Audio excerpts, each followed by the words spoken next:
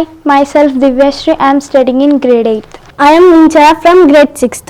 This model all about addition, subtraction, multiplication of integer. This is a integer board. This is a number line. In addition number move towards right. In subtraction number move towards left. In multiplication number move either ways. Say 7 plus 5 equal to what? 7 is here plus 5.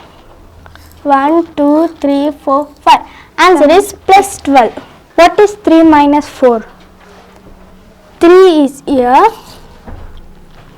In subtraction, move towards left. 1, 2, 3, 4. Answer is minus 1. 2 into 3 what? 2 multiplied with 3. We should 1, 2, 3. Answer is plus 6. Thank you.